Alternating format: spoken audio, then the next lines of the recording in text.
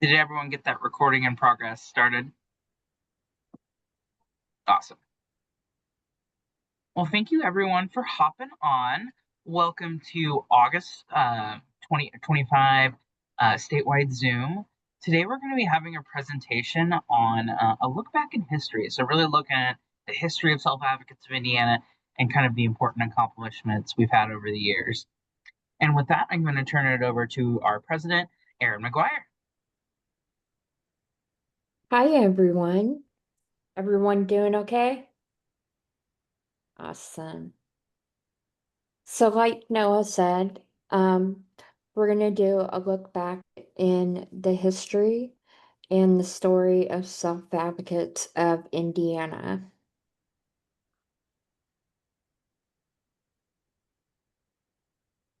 So how was Self-Advocates of Indiana started? Self-Advocates of Indiana was founded by Darcus Nims, a passionate self-advocate who was upset with her situation.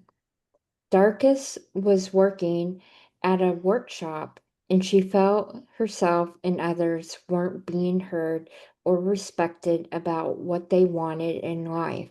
So Darcus knew something needed to be changed. Darcus posted a flyer at her workshop about a meeting for the people working in the workshop. Initially, staff and family members attended and were talking over the self-advocates. After the third meeting, Darcus drew the staff and family members out so that the people there could speak their mind. Darcus asked them what they wanted in life, and all of them had different answers. Some wanted a community job. Others wanted to get married and own a home. This is how self-advocates of Indiana began. So let's hear from Darcus. Indiana Institute on Disability and Community, Indiana University. They didn't think I could do it. Darcus Nims. Most proudest thing would be getting self-advocates started. That showing people what all the special stuff that disability people can do, that all the things that, people can do as disability and stuff.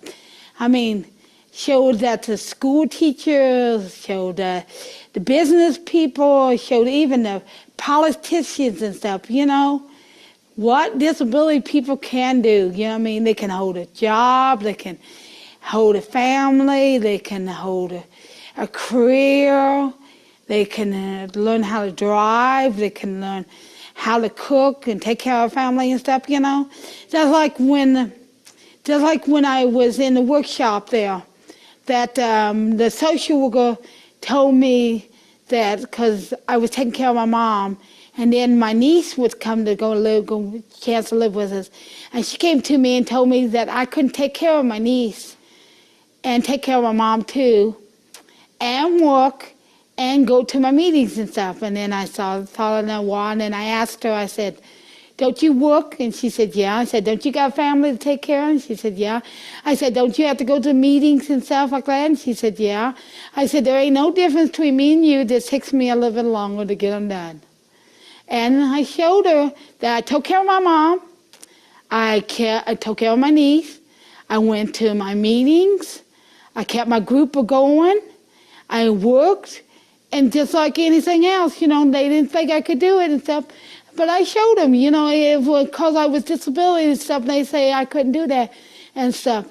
And I took my mom to her doctor's appointments and stuff. And even with the classes to learn about diabetic and stuff for my mom. And then when I turned to be a diabetic, I learned how special things had changed since what she was and all.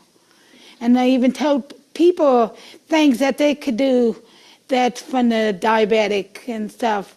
When we was at a conference, a young man, he was saying that his son was diabetic and he was on a and he only gets so much money, and how he didn't see how he has hard time about food and stuff, by different kinds of food and stuff. And I tell him that it would taught to me in classes that he can buy the regular peaches, just put them in a drainer, and drain them off with cold water, put them in a bowl, put them in ice bucket, cold, and there ain't no difference in buying the fancy peaches with NutraSweet and stuff in it, and it is that kind of peaches. And he said he did not know that, and I told him that his things that he could do to help his son and stuff for his diabetic, and his son could stay on his budget. Because I know I had to stick on a budget, and I had to worry about my diabetic. Music.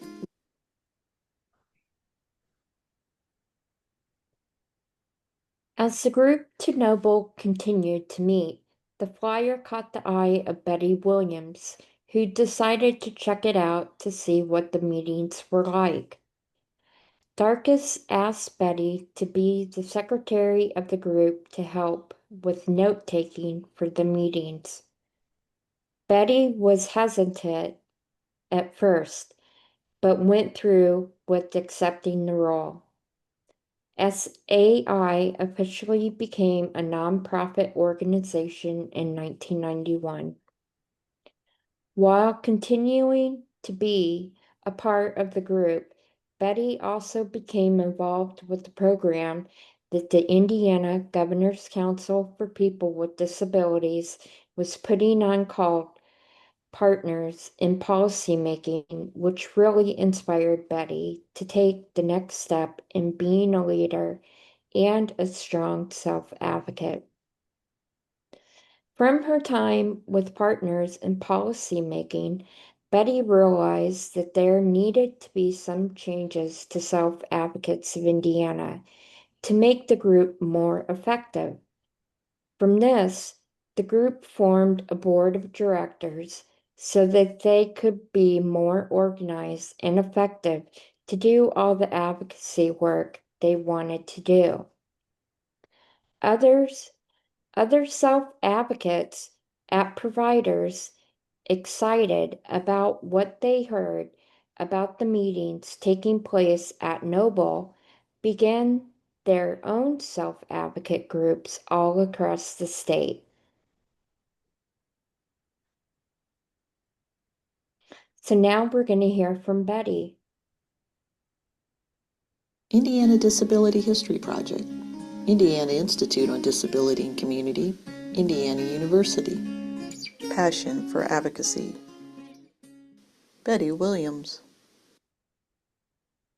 I seen this sign up on the wall, and it said, there's a meeting at such and such and such. And it just said what time and where the meeting was at. It said, and if you want to know more, come to the meeting. It didn't really say. It was like a mystery of some kind. That's the way they wanted it. And it was actually a self-advocacy meeting. And actually, it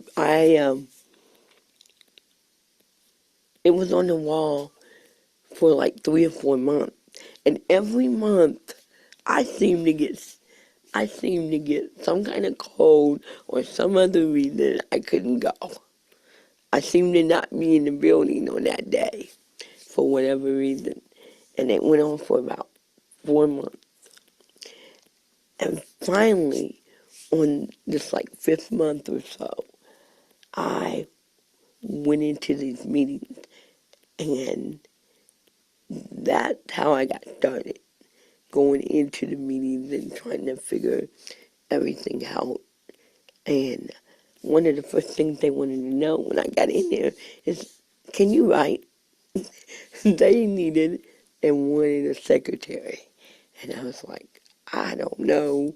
Yeah, I can write, but I wasn't too eager, and that was the beginning, and I got involved with my local group, and we started doing a lot of interesting things and started talking about a lot of interesting stuff.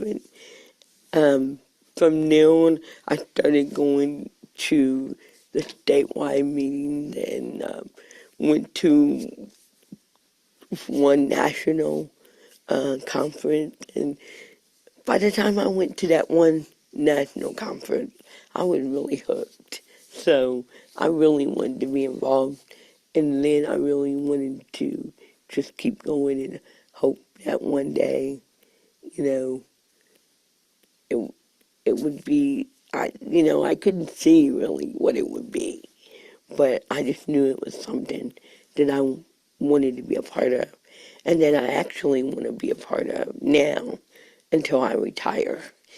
I know it started in 1990, and I'm thinking I got involved, really involved, in the late 1990 or early 91. Um, because one of the first things I did as I was becoming involved with self-advocacy was I got involved with Partners in Policy, and I graduated from the first class of Partners in Policy. I never thought beyond, you know, that moment and what it could be like, other than I knew at one time we were just meeting at Noble, and that's all we were doing. And I realized that we needed some other kind of place where we could do other work and we could do like the important stuff that we needed to do. So I knew we needed a board of directors. And so beyond that, I really couldn't see, but I knew that we needed that board of directors so that we could get more work done.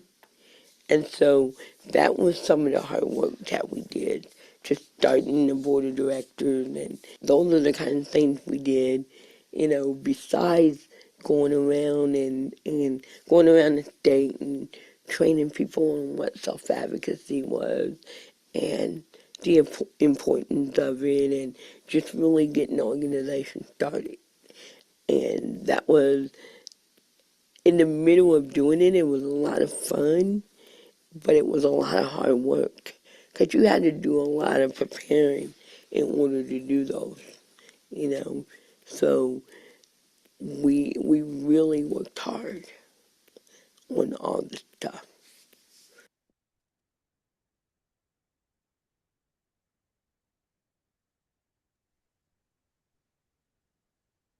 SAI's impact on Indiana. After an expose on Newcastle State Hospital in the 90s, state institutions for people with disabilities were placed under intense scrutiny as people wondered if similar conditions were found at other locations. In the 2000s, Betty Williams and Melody Cooper began visiting the institutions to hear from the individuals living in them about what life was like in there and to inform them about alternatives to living in the institution. This led to many individuals finding a new way to live, not in a large facility. In 2019, Self Advocates of Indiana helped pass supported decision making for people with disabilities as an alternative to guardianship. SAI also helped pass the ABLE Act in Indiana, which allows people with disabilities to save money for qualified disability expenses without losing their eligibility for Medicaid or Social Security. Hear about how SAI helped change the name of a state commission. Indiana Disability History Project, Indiana Institute on Disability and Community, Indiana University. Change the name. Betty Williams. When we were on the duty commission, and that that's why it ended up being the DD Commission, because it was the 202 and the MRDD Commission, and we got rid of the MRDD Commission. And the funny story around how we got rid of the MRDD Commission name and the way we got rid of the MR on it is that Indiana had the 2008 self-advocate, the Save Self-Advocate Conference, and the way we got rid of it is that the self-advocate, the legislators came and we did a session with the legislators. It was legislators from all over the country. And and the people that did the, the people who worked with them or did a lot of work with them, they invited the legislators to come and talk. And so we invited Sheila Klinkler to come and talk, who was at that time one of the heads of the MRDD Commission. And when she got up and she introduced herself as the chair of the MRDD Commission, she got booed real loud by the self-advocate. And she didn't understand what it was about at first. But then we explained it to her. They explained it to her as when she got done. They explained it to her, as we were talking. It got explained to her why everybody booed her. But it only took the next meeting of the MRDD Commission to change that name from MRDD to DD Commission. She made me a part of that name change. She got up and she said, Betty, said there's a recommendation to change the name of the MRDD Commission. And I was like, yeah? And so she was like, what do you think of that? I was like, yes. We did the vote and everything.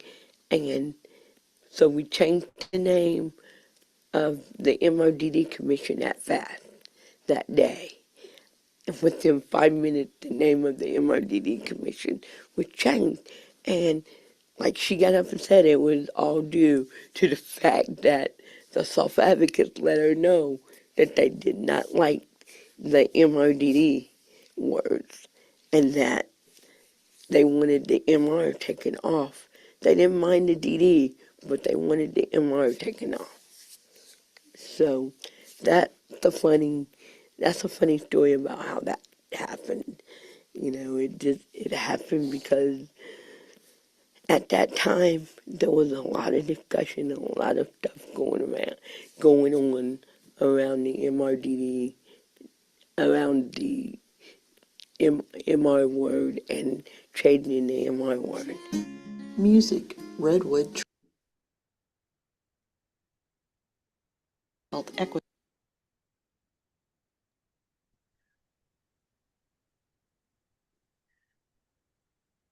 So, our annual picnic is a massive event dating back decades that cannot be missed, from news station coverage all the way to state leadership. It is a time to celebrate all the hard work that is being done by self-advocates across the state of Indiana. Here's what SAI continues to do. We provide trainings to businesses and organizations on a variety of topics, including disability awareness, employment, and charting the life course, and more. We meet with legislators to voice our thoughts on issues that affect the disability community, like funding for disability services. Members of Self Advocates of Indiana sit on a number of influential councils and commissions, including the DDRS Advisory Council, VR Commissions, SABE, which is Self Advocates Being Empowered, and many more. Our voice is constantly being heard on a variety of issues across the state and even nationally. We work to grow the self advocacy movement in the state of Indiana through our chapters and independent members. Thank you for listening. Do you have any questions? Also, any kind of stories? I know some of you have been around for a little bit. Kind of your perspectives on some of the SAI's milestones. I just want to say I did not know that about Sheila Clinker. You know how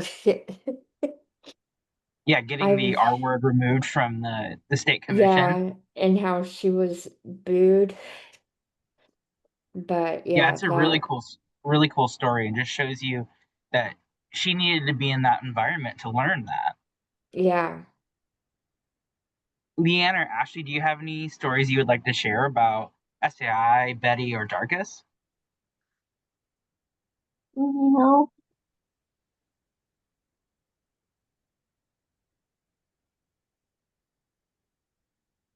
Because for me, the one thing I remember about Betty is she kind of taught me how to find my voice. Since I was part deaf anyway, so it's hard enough for me to find my voice and speak up on some of those issues back then. So I knew Betty well. So Thank you so much, Ashley. Yeah, Betty and Darkus helped a lot of people find their voice, including Sean Fulton and Melody Cooper, who unfortunately aren't able to be with us today, but I worked with them on this presentation, developing it, so their thoughts were with me. Did you have something you wanted to share, Jim?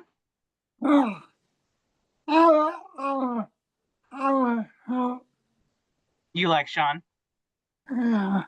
Awesome. And so this presentation was brought to you by the Indiana Governor's Council for People with Disabilities. If you would please um, take part in the survey and fill it out, it would be greatly appreciated.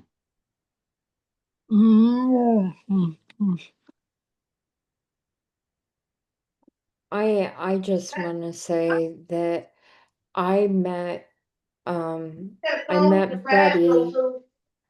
I met Betty probably on two separate occasions. And I think the last occasion was when I was getting voted onto the board as a at-large member. I remember, I think it was like at a hotel, and her and Mel, her and Mel, Melody Cooper were in the front door entryway off to the right, and they had this, I think it was an self-advocate, um, it was a table and it had like self-advocate stuff on it. And I think Sean Rector took me and finally introduced me to Mel or to Betty. And I just, you know, she was just, she just made you feel right at home. It was like her and I just connected right then and there, and it just felt like, we knew each other for a long time, even though it was my first time meeting her. And it was just like, oh my gosh, there's so much that we could just sit down and talk about, like it's like, girl, it just seems like I've known you for so long. But yeah. Thank you so much for sharing it. It sounds like Betty's touched a lot of lives, no matter how many people or how long they've known her. Mhm.